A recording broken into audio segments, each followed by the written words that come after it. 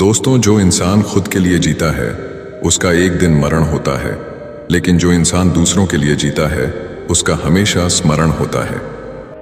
नमस्कार दोस्तों, बोधि thinks bye YouTube channel में आपका दिल से स्वागत है। दोस्तों, हम सभी अपने जीवन में कुछ ना कुछ दान करते हैं, लेकिन क्या आपको पता है कि सबसे अच्छा और उत्तम दान कौन सा है? क्या है सबसे बड़ा पुण्य? आइए जानते इस कहानी से। काशीपुर नाम के एक गांव में राजेश नाम का एक आदमी रहता था, जो लकड़ी काटकर अपना जीवन यापन करता था।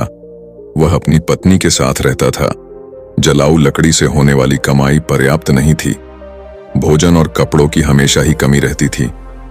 एक दिन परेशान होकर राजेश की पत्नी उससे बोली, कितने ही दिन देख लो, यही कमाई रहेगी। कोई त्योहार नहीं होता, कोई जश्न नहीं होता।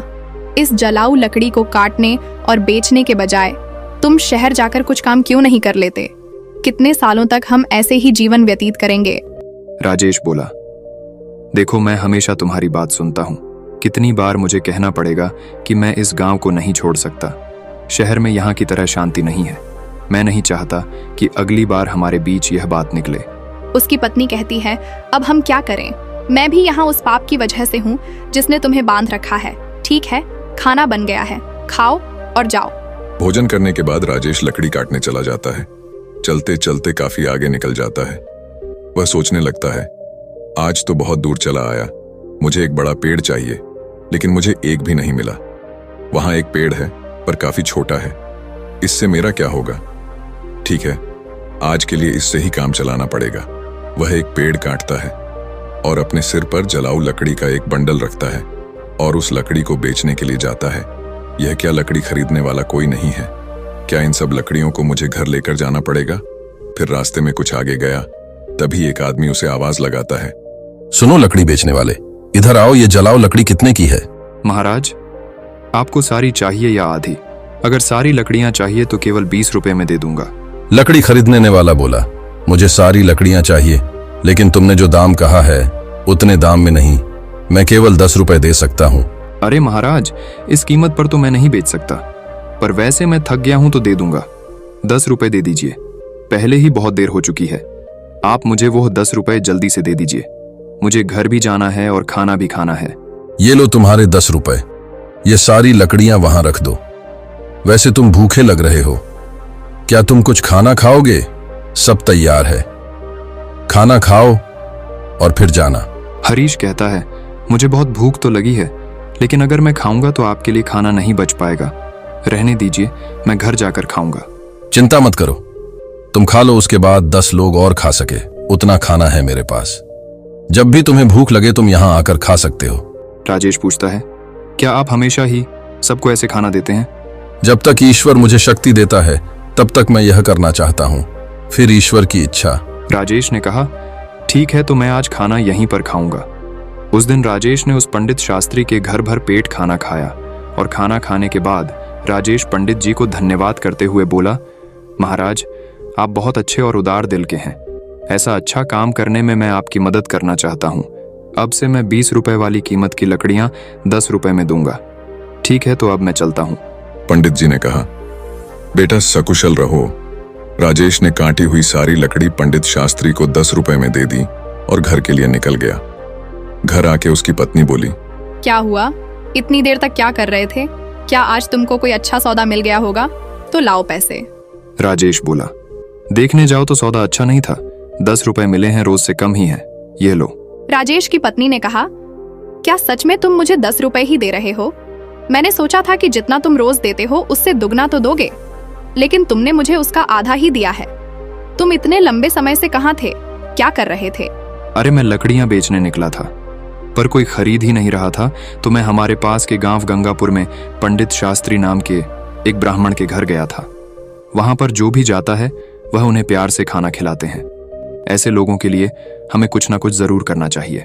राजेश की पत्नी कहती है, हमेशा खाना देता है, फिर तो वह बहुत पैसे वाला होगा, नहीं तो वो ये कैसे करेगा? इतने लोगों को खाना देने वाले की तुमने कैसे मदद की? राजेश बोला, वो इतने अमीर नहीं है जितना तुम सोच रही हो। वह दान की अच्छी भावना रखते हैं, गंगापुर मंदिर के पुजारी हैं। वह अपनी कमाई से ही खाना देते हैं सबको।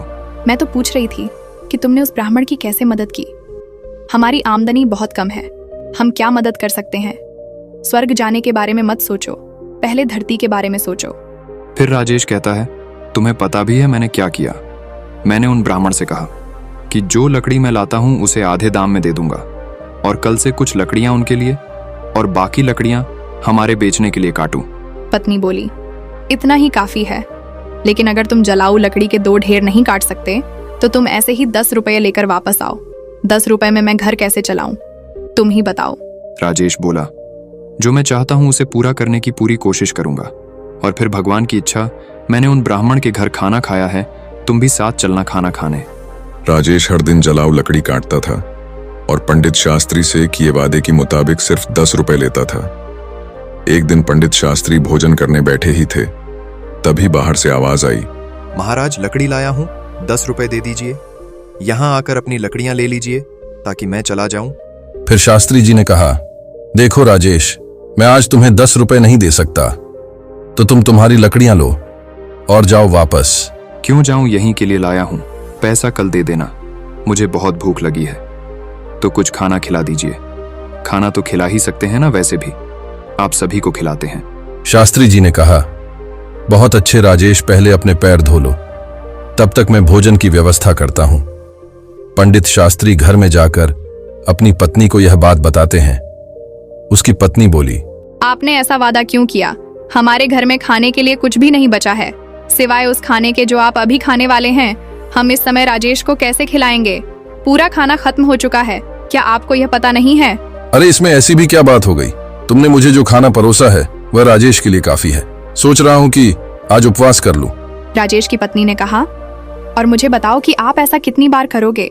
जब हमारे पास उतना नहीं है तो यह सब क्यों करना है? वह सब कहां से लाए? पंडित शास्त्री ने कहा, सब भगवान देता है, पहले राजेश को खिला के आओ। पंडित शास्त्री ही थे जिन्होंने आने वालों को खाना दिया, भले ही उनके पास ना हो। एक दिन हमेशा की तरह राजेश लकड़ी काटने जाता है। वह सोचता है, जंगल के सामने के सारे सूखे पेड़ तो मैंने काट दिए, अब बाकी बचे हरे पेड़ जंगल के अंदर जाना थोड़ा मुश्किल लग रहा है। मैं इससे पहले कभी इतना अंदर नहीं गया, मुझे सावधान रहना चाहिए। जंगली जानवर हो सकते हैं, अगर मुझे कुछ हो गया तो। यह सोचकर राजेश जंगल के बीच चला जाता है। इतनी दूर आ गया पर कोई पेड़ नहीं मिला। यह अच्छा लग रहा है, एक शाखा ही काफी है। अगर मैं इसे काटता हूं तो 3 ढेर बन जाएंगे, पहले ही बहुत देर हो चुकी है। ऐसा सोचकर राजेश उस बड़े पेड़ पर चढ़ गया और उस डाली पर बैठकर उसी डाली को काटने लगा। बहुत बड़ी शाखा होने के कारण शाखा टूटकर बगल के पेड़ के नीचे टीले पर गिर जाती है। फिर अचानक ही वहां एक तपस्वी प्रकट हो जाते हैं और क्रोध में बोलते हैं, मेरी तपस्या किसने भंग की है? लगता है वह तुम ही थे। मैं तुम्हें श्राप देता हूं, तुम एक कुत्ते बन जाओगे। फिर राजेश घबराकर कहता है, अरे महाराज, मुझे नहीं पता था कि आप यहाँ नीचे बैठे हैं।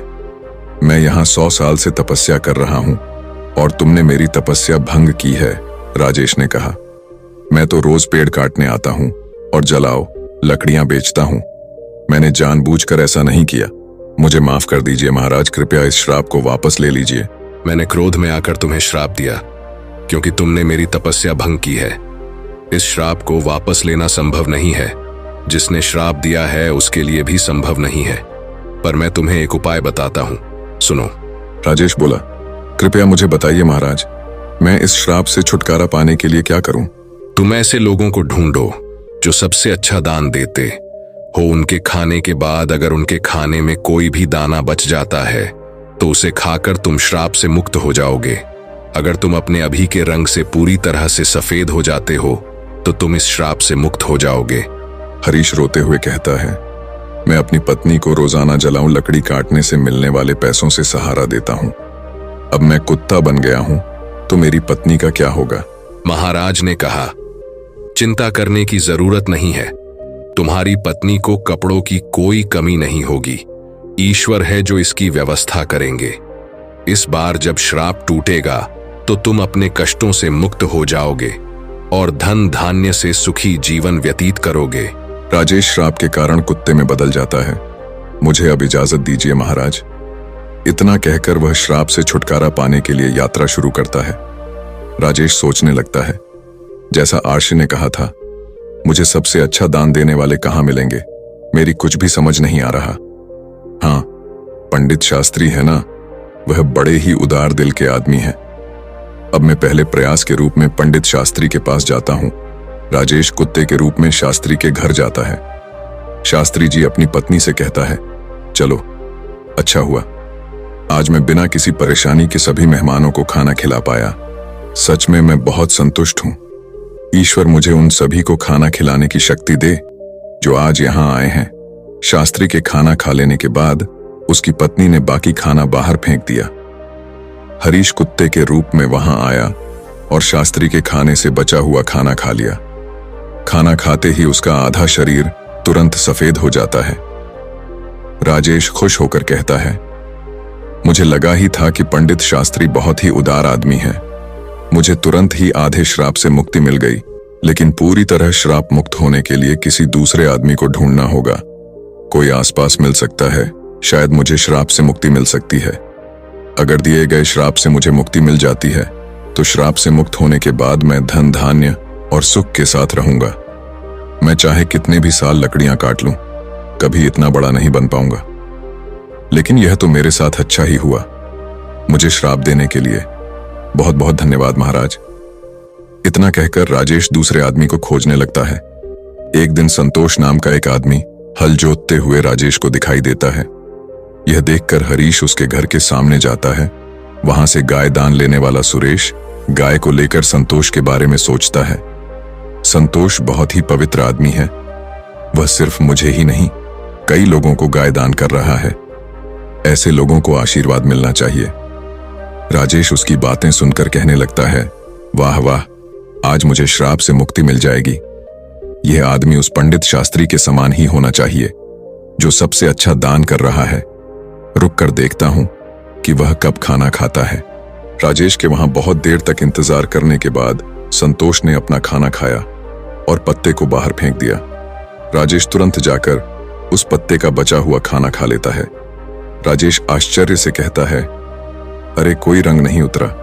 संतोष ने गाय का दान किया था, फिर रंग क्यों नहीं बदला? मुझे कुछ समझ नहीं आ रहा। वह वापस आकर शास्त्री जी के घर के बाहर बैठ गया। वहां दो आदमी आपस में बात कर रहे थे। अरे सुशील, आज संतोष ने फिर गाय का दान दिया। वह चाहे कितना ही दानी दिखता हो, वह हमेशा गांव के बाहर वालों को ही बुलाकर दान देता है।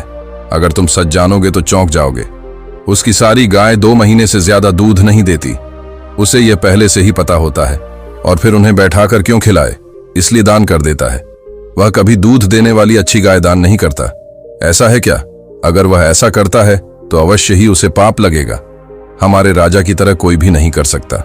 वह एक महान दानी है। 1 हफ्ते से खाना दे रहे हैं और कल आखिरी दिन अन्नदान के साथ वस्त्र दान भी करने वाले हैं। वह वहां सबके साथ 1 हफ्ते से खाना खा रहे हैं। कभी उनके जैसा धर्मी देखा है कहीं? अरे ये तो कुछ नहीं। उन्होंने हमारे लिए अच्छी सड़कें बनवाई हैं, हर जगह कुएं और तालाब भी खुदवाए हैं। मतलब उन्होंने बहुत कुछ किया है। ऐसा धर्मी मैंने कहीं नहीं देखा। यह बातें सुनकर राजेश बहुत खुश हुआ। उसके मन में विचार आया कि चलो अब तो तय है कि मुझे श्राप से मुक्ति मिल जाएगी। मुझे तुरंत राजा के पास पहुंचना चाहिए। वह राजमहल के बजाय लोगों के साथ खाना खा रहे हैं। इस अवसर का लाभ उठाना चाहिए। अगले ही दिन राजेश उस जगह पहुंच गया जहां राजा खाना देता था। वहां उसने राजा को कपड़े बांटते हुए देखा। वह सोचने लगा, राजा कितने अच्छे हैं। वह खाना देने के साथ साथ सभी लोगों को कपड़े भी दे रहे हैं। मैं जिस दूसरे आदमी को ढूंढ रहा था, अवश्य ही यह वही राजा है। राजा के खाने तक इंतजार करना होगा। राजा के खाने के बाद सैनिक उस पत्ते को बाहर फेंक देते हैं जिसमें राजा ने खाना खाया था। यह देखकर राजेश वहां जाता है और पत्ते में से खाना खाता है। फिर आश्चर्यजनक रूप से खुद को देखकर कहता है, अरे ये क्या? इतने महान दानी राजा का भोजन करने के बाद भी मेरा रंग नहीं बदला। यह श्राप तो दूसरी तरह का लग रहा है। मुझे तुरंत उस आर्षी के पास जाना चाहिए जिसने मुझे यह श्राप दिया है। राजेश उस स्थान पर पहुंचता है जहां आर्षी थे। वह आर्षी को प्रणाम करता है।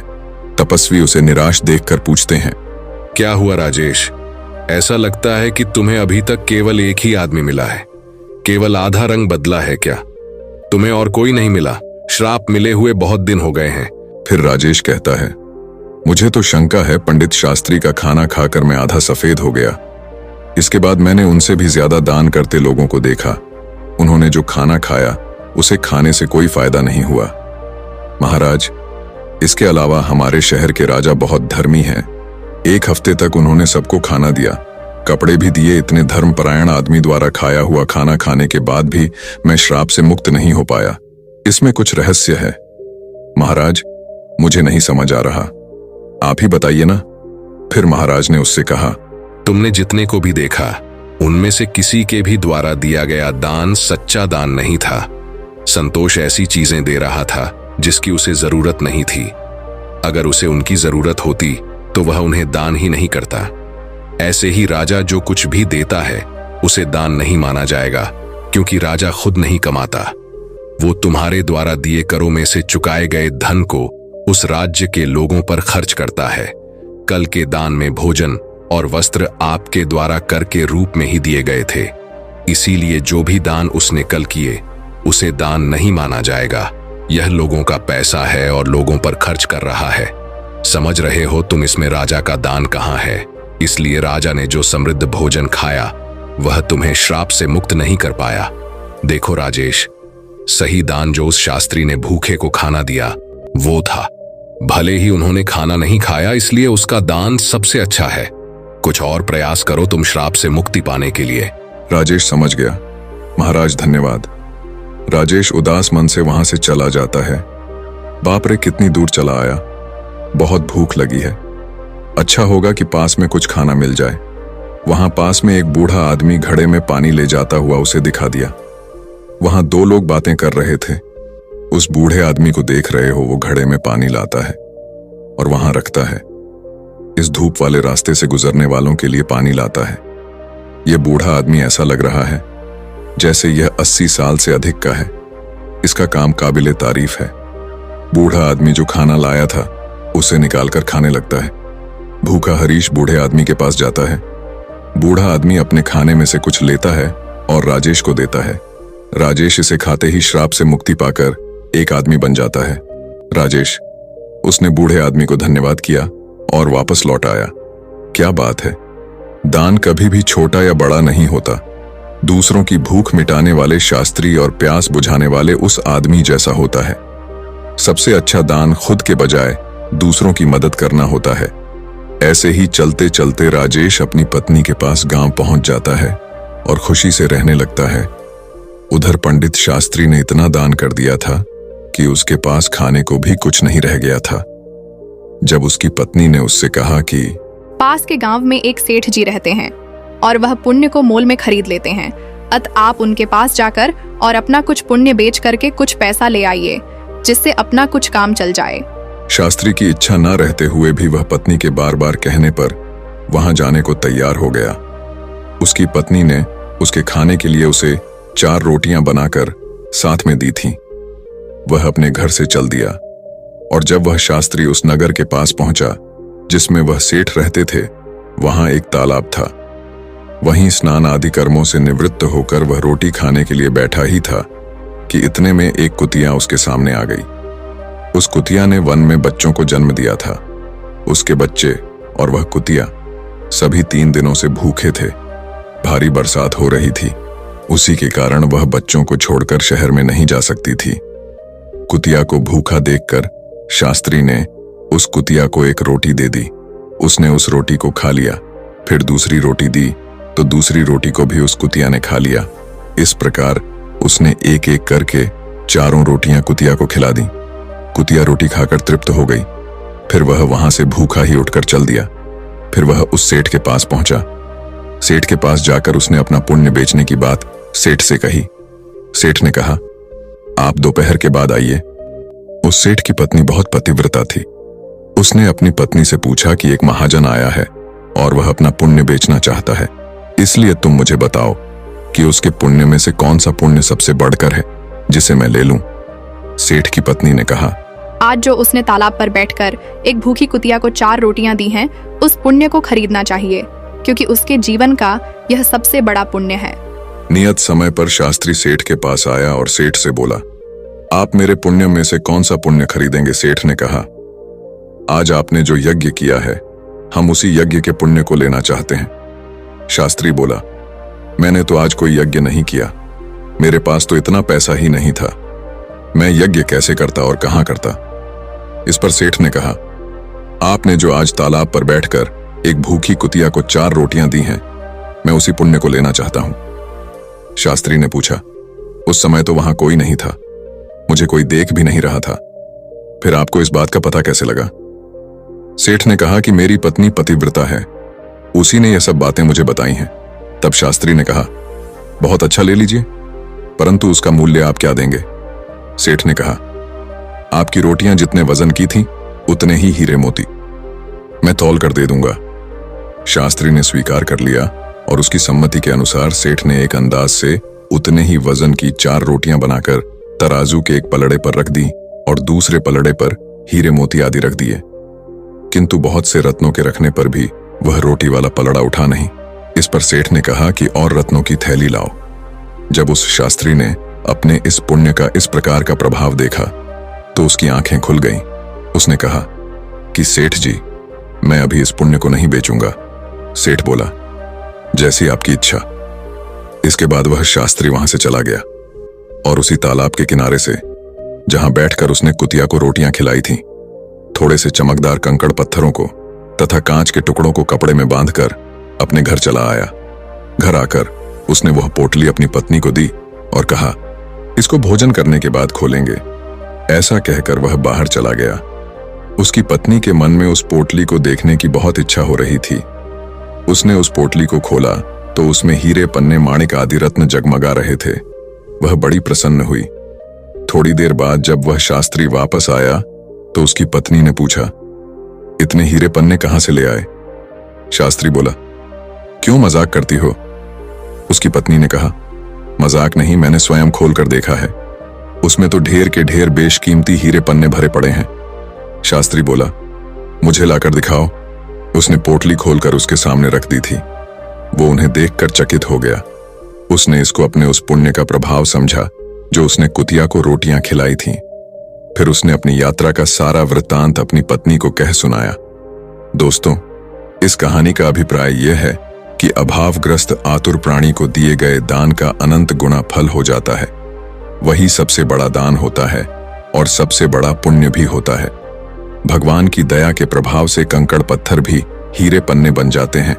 दोस्तों, इस प्रकार दीन, दुखी और अनाथ को दिया गया दान उत्तम है। किसी को संकट के समय दिया हुआ दान बहुत ही लाभकारी होता है।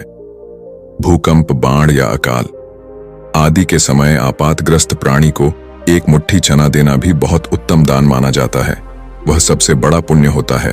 और जो विधि पूर्वक सोना, गहना, तुल्ला दान आदि किया जाता है या दिया जाता है, उससे उतना लाभ नहीं होता जितना आपत्ति काल में दिए गए थोड़े से दान का होता है।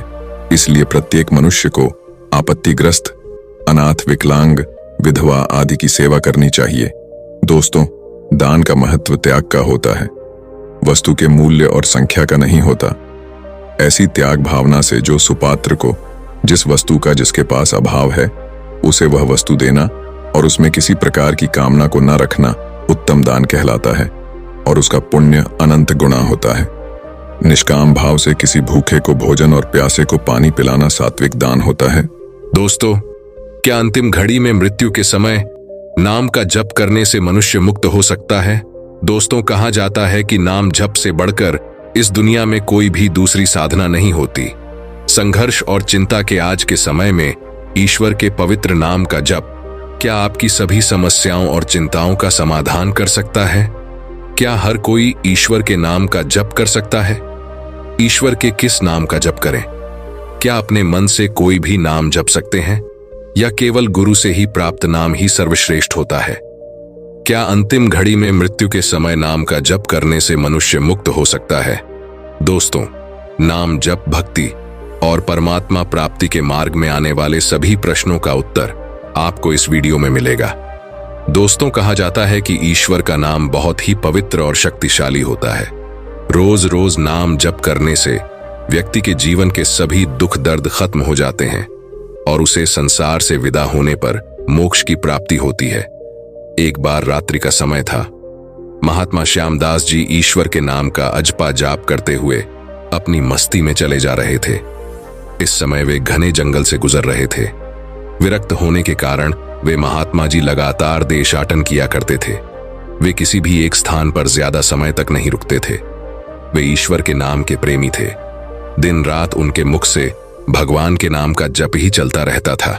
स्वयं वह अजपा जाप करते थे और औरों को भी उसी मार्ग पर चलाते थे। चलते चलते वे मार्ग भूल गए, पर चलते जा रहे थे जहां भगवान ले चलेंगे। कुछ दूर चलने के बाद आगे उन्हें अंधेरे में बहुत सी दीपमालाएं प्रकाशित थीं। महात्मा जी उसी दिशा की ओर चलने लगे। पास पहुंच के उन्होंने देखा कि एक वट वृक्ष के पास अनेक प्रकार के वाद्य यंत्र बज रहे हैं। नाच गाना और शराब की महफिल जमी हुई है। कई स्त्री पुरुष साथ में नाचते कूदते हंसते और औरों को हंसा रहे हैं। उनको महसूस हुआ यह मनुष्य नहीं बल्कि प्रेत आत्माएं हैं। श्यामदास जी को देखकर एक प्रेत ने उनका हाथ पकड़ा और कहा, अरे ओ मनुष्य, हमारे राजा तुझे बुला रहे हैं, चलो मेरे साथ। वे मस्त भाव से राजा के पास गए, जो कि एक सिंहासन पर बैठ था। वहां राजा के इर्द गिर्द बहुत से प्रेत खड़े थे। प्रेतराज ने कहा, इस ओर तुम क्यों आए? हमारी प्रेत मंडली आज मदमस्त है। इस बात का भी तुमने विचार नहीं किया। तुम्हें क्या मौत का डर नहीं है? मुस्कुराते हुए महात्मा श्यामदास जी बोले, मौत का डर? और मुझे हे राजन, जिसे जीने का मोह ही ना हो उसे मौत का डर कैसा? हम साधु लोग तो मौत को आनंद का विषय मानते हैं। यह तो केवल देह परिवर्तन होता है, जो कि प्रारब्ध कर्म के बिना किसी से नहीं हो सकता। प्रेतराज ने कहा, तुम जानते हो हम लोग कौन हैं? महात्मा जी ने कहा, हाँ, मैं अनुमान लगा सकता हूं कि आप लोग प्रेतात्मा हो। प्रेतराज ने कहा, तुम जानते हो मानव समाज हमारे नाम से ही कांपता है। महात्मा जी ने कहा, प्रेतराज, मुझे मनुष्य में गिनने की गलती मत करना।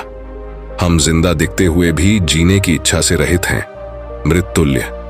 और यदि जिंदा मानो तो भी आप हमें नहीं मार सकते।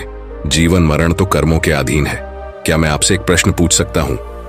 महात्मा की निर्भयता देखकर प्रेतों के राजा को बड़ा आश्चर्य हुआ कि प्रेत का नाम सुनते ही मर जाने वाले मनुष्यों में एक इतनी निर्भयता से बात कर रहा है।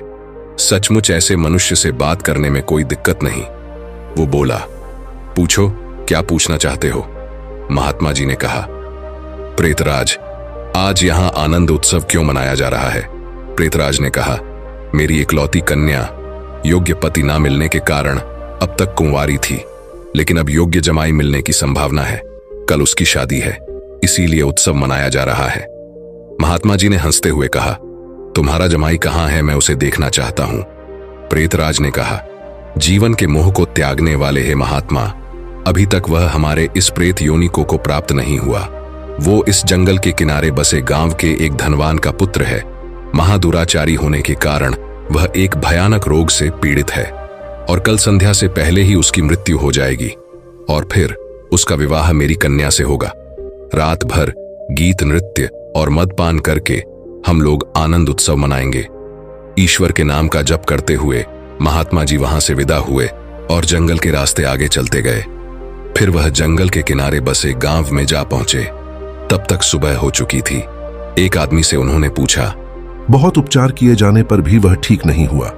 महात्मा जी ने उस आदमी का धन्यवाद किया और पूछते हुए उस धनवान सेठ के घर जा पहुंचे।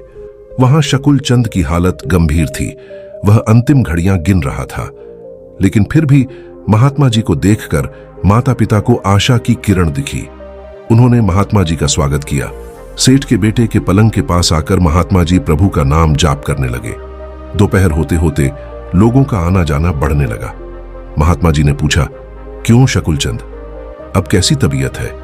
उसने आंखें खोलते ही अपने सामने एक प्रतापी संत को देखा तो रो पड़ा। वह बोला, महाराज, क्या आप मेरा अंत सुधारने के लिए पधारे हो? मैंने अपने जीवन में बहुत पाप किए हैं। ईश्वर के दरबार में मैं क्या मुंह दिखाऊंगा? फिर भी आप जैसे संत के मुझे दर्शन हुए, यह मेरे लिए शुभ संकेत है। इतना कहते ही उसकी सांस फूलने लगी, वो खांसने लगा। महात्मा जी ने कहा, बेटा, निराश ना हो, भगवान का नाम तो पतित पावन है। तेरी यह अंतिम घड़ी है। अब काल से तुझे डरने की कोई जरूरत नहीं है। खूब शांति से अपनी तमाम चित्त वृत्तियों के वेग को रोककर भगवान के नाम के जप में अपने मन को लगाओ, अजपा जाप में लग जाओ, क्योंकि भगवान का नाम ब्रह्म हत्या आदि महापापों का नाश करने में समर्थ है। महात्मा जी ने शकुल चंद के कान में भगवान के नाम का उच्चारण किया। दिन ढलते ही शकुल चंद की बीमारी बढ़ने लगी। वैद्य हकीम बुलाए गए, भस्म आदि कीमती औषधियां दी गई, किंतु अंतिम समय आ गया। यह जानकर महात्मा जी ने थोड़ा नीचे झुककर उसके कान में फिर से भगवान का नाम लेने की याद दिलाई। भगवान के नाम का उच्चारण करते ही शकुल चंद के प्राण पखेरु उड़ गए। लोगों ने रोना धोना शुरू कर दिया। शमशान यात्रा की तैयारियां होने लगी। मौका पाकर के महात्मा जी वहां से चल दिए। नदी के तट पर आकर स्नान ध्यान करके नाम का स्मरण करते हुए वह वहां से रवाना हुए। शाम ढल चुकी थी। वे मध्य रात्रि के समय जंगल में फिर से उसी वट वृक्ष के नीचे जा पहुंचे जहां पर प्रेत समाज उपस्थित था। प्रेतराज सिंहासन पर हताश होके बैठा था। आज गीत नृत्य हास कुछ नहीं था। चारों ओर करुण कंदन हो रहा था। सभी प्रेत रो रहे थे। महात्मा जी ने पूछा, प्रेतराज, कल तो यहां बड़ा आनंद उत्सव हो रहा था, लेकिन आज शोक समुद्र लहरा रहा है, क्या कुछ अहित हो गया? प्रेतराज ने कहा, हां भाई, इसीलिए हम सब रो रहे हैं। हमारा तो सत्यानाश हो गया है। मेरी बेटी की आज विवाह होने वाला था, अब वो कुमारी ही रहेगी। महात्मा जी ने पूछा, प्रेतराज, तुम्हारा जमाई तो आज मर गया है, फिर तुम्हारी बेटी कुंवारी क्यों रही? प्रेतराज ने गुस्से से कहा, यह सब तेरे पाप से हुआ है। मैं ही मूर्ख था जो मैंने कल तुझे सब कुछ बता दिया। तूने तो हमारा सत्यानाश कर दिया। महात्मा जी ने नम्र भाव से कहा, हे प्रेतराज, मैंने आपका अहित किया, यह मुझे समझ में नहीं आया, क्षमा करें। मुझे मेरी भूल बताओगे तो मैं दोबारा ऐसा नहीं करूंगा। प्रेतराज ने जलते हृदय से कहा, यहां से जाकर तूने उस मरने वाले शकुल चंद को नाम स्मरण का मार्ग बताया और अंत समय भी उसे भगवान का नाम कहलवाया, और मेरी बेटी कुंवारी ही रह गई। महात्मा जी ने कहा, क्या सिर्फ एक बार नाम, जब से वह प्रेत योनि से छूट गया, क्या आप सच कह रहे हो? प्रेतराज ने कहा, हां भाई, जो मनुष्य भगवान के नाम का जप करता है, वह नाम जप के प्रताप से हमारी प्रेत योनि को कभी प्राप्त नहीं होता। और यह सच है कि भगवान के नाम जप में नर उद्धारण शक्ति होती है। भगवान के नाम जप का यह प्रताप सुनकर महात्मा जी प्रेम के आंसू बहाते हुए वहीं पर भाव समाधि में लीन हो गए, और उनकी आंखें तब खुली जब वहां पर प्रेत समाज उपस्थित नहीं था। सूर्य की सुनहरी किरणें वट वृक्ष को शोभा मान कर रही थीं। महात्मा जी के वट वृक्ष के नीचे नाम जप करने से उन सभी प्रेत आत्माओं को मुक्ति मिल चुकी थी। महात्मा जी वहां से उठे और भगवान का स्मरण करते हुए अपने रास्ते पर चल दिए। कहते हैं कि नाम जप करने वाले व्यक्ति को उसके अभिमान, लालच, वासना, क्रोध और द्वेष जैसी भावनाओं का भी अंत हो जाता है। दोस्तों, नाम जप से बढ़कर कोई साधना नहीं है। तुम जो चाहो सो करो, पर नाम लेते रहो, इसमें जरा सी भी भूल ना हो। दोस्तों, एक बार की बात है, एक बहुत बड़ा चोर था। जब मरने लगा तो उसने अपने बेटे को बुलाकर नसीहत दी, अगर तुझे चोरी करना है तो किसी महात्मा के सत्संग में, गुरुद्वारा, धर्मशाला या धर्मस्थल पर कभी मत जाना, इनसे दूर ही रहना। और दूसरी बात, अगर कभी पकड़े जाओ तो कभी यह मत मानना कि तुमने चोरी की है, चाहे कितनी भी मार पड़े, लेकिन मानना नहीं कि तुमने चोरी की है। लड़के ने कहा, जी सत्य वचन, मैं ऐसा ही करूंगा। इसके बाद वह चोर मर गया। उसका बेटा काफी अकेला हो चुका था। फिर लड़का रोज रात को चोरी करने लगा। एक बार उस लड़के ने सोचा कि रोज छोटी मोटी चोरी करके वह थक गया है, इसलिए वह आज राज किसी बड़े घर सेठ के यहाँ चोरी करने जाएगा। इसलिए वह रात को चोरी कर लिए। किसी सेठ के घर में ताले तोड़ने लगा। ताले तोड़ने की आवाज से घर वाले जाग गए। उन्होंने शोर मचा दिया। आगे पहरेदार खड़े थे। उसने कहा, आने दो, बचकर कहां जाएगा, हम उसे जरूर पकड़ लेंगे। अब इधर घर वाले खड़े थे, उधर पहरेदार खड़े थे। चोर जाए तो किधर जाए? खैर, किसी तरह बचकर वह वहां से भाग निकला। रास्ते में गुरुद्वारा पड़ता था। उसे अपने पिता की सलाह याद थी कि गुरुद्वारे में नहीं जाना, लेकिन अब वह करे तो क्या करे। आखिर उसने सोचा कि मौका देखना चाहिए और वह गुरुद्वारे में चला गया। वह अपने पिता का आज्ञाकारी बेटा था। उसने अपने कानों में अपनी दोनों उंगलियां डाली ताकि सत्संग के वचन उसके कानों में ना पड़े, क्योंकि उसके पिता ने उसे मना कर रखा था कि सत्संग में नहीं जाना। तो उसने अपने कानों में अपनी दोनों उंगलियां डाल ली कि जिससे सत्संग वो ना सुन पाए। दोस्तों, जो हमारा मन होता है वो अड़ियल घोड़े की तरह होता है। इसे जिधर से मोड़ो उधर ही जाने लगता है। वह चोर अपने कानों को बंद कर लेने पर भी चोर के कानों में यह वचन पड़ गए कि देवी देवताओं की परछाई नहीं होती। वहां पर सत्संग चल रहा था और इसने अपने कान बंद कर रखे थे। फिर भी उसके कान में थोड़ी सी आवाज पड़ ही गई कि देवी देवताओं की परछाई नहीं होती। उसके मन ने कहा कि परछाई चाहे हो या ना हो, मुझे क्या। फिर मैंने यह वचन जानबूझकर तो नहीं सुने, अनजाने में ही सुन लिए। उसने अपने पिता को सफाई देते हुए मन ही मन कहा कि मैंने जानबूझकर यह वचन नहीं सुने, ऐसे ही सुन लिए। मैंने तो कान बंद रखे थे। अब इधर घर वाले, उधर पहरेदार उसके पीछे लगे थे। किसी ने उनको बताया कि चोर इस गुरुद्वारे में गया है। गुरुद्वारे की जांच हुई तो वह चोर पकड़ा गया।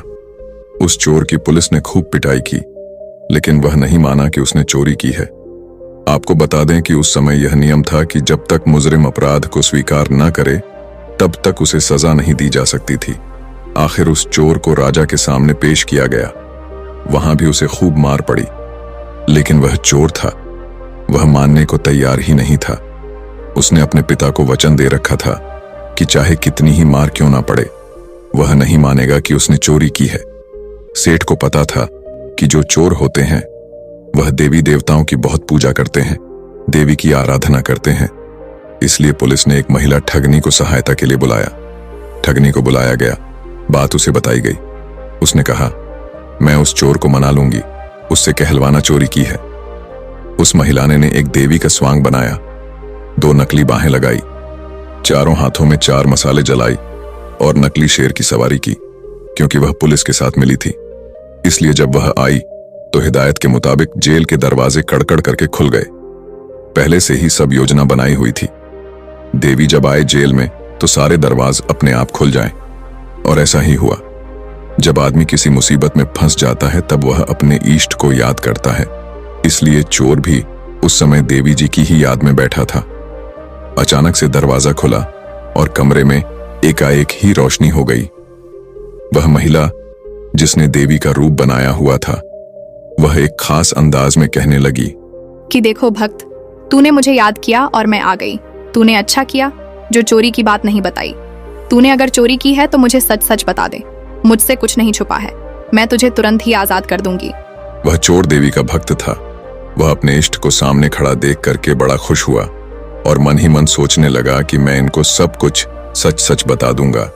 अभी वह बताने के लिए तैयार ही हुआ था कि उसकी नजर देवी की परछाई पर चली गई। उसको तुरंत ही सत्संग का वो वचन याद आ गया कि देवी देवताओं की परछाई नहीं होती। उसने देखा कि उसकी जो देवी है उनकी तो परछाई है। वह समझ गया कि यह कोई देवी नहीं है, जरूर हमारे साथ छल किया गया है। यह सोच करके वह तुरंत ही रुक गया और कहने लगा, मानताश्री, मैंने कोई चोरी नहीं की, और अगर मैंने चोरी की होती तो क्या मैं आपको नहीं बताता? आप तो स्वयं सर्वव्यापी हैं, आप तो त्रिकालदर्शी हैं, आप सब जानती हैं। अगर मैंने चोरी की होती तो आपको तो पता होता है। हे मानताश्री, मैंने कोई चोरी नहीं की। महिला के कहने पर जेल के बाहर बैठे पहरेदार चोर और महिला की वार्तालाप को लिख कर रहे थे। उनको और महिला को विश्वास हो गया कि चोरी इसने नहीं की। अगले ही दिन उन्होंने राजा से कह दिया कि महाराज, यह चोर नहीं है, और फिर राजा ने उसको आजाद कर दिया। जब चोर आजाद हुआ तो सोचने लगा कि जब सत्संग का एक वचन सुना तो जेल से छूट गया। अगर सारी उम्र सुन लूं तो पता नहीं मुझे क्या क्या मिल जाए। जब उसके मन में यह ख्याल आया तब वह रोज सत्संग में जाने लगा और चोरी जैसे काम भी उसने हमेशा हमेशा के लिए छोड़ दिए। उसने किसी संत महापुरुष की चरण ले ली। इससे धीरे धीरे वह खुद भी एक संत महापुरुष बन गया। दोस्तों, इसीलिए कहते हैं कि सत्संग के बराबर ना तो गंगा है, ना यमुना है, और ना ही कोई अन्य तीर्थ है। कलयुग में सत्संग ही सबसे बड़ा तीर्थ है। इसलिए सत्संग कीजिए, महापुरुषों का सत्संग कीजिए, वेद वेदांत का धर्म ग्रंथों का सबसे पहले अवलोकन कीजिए। ईश्वर पर विश्वास उस बच्चे की तरह होना चाहिए जिसे पिता चाहे जैसे भी उछाले, लेकिन वह निश्चित होता है कि पिता उसे सुरक्षित पकड़ ही लेगा।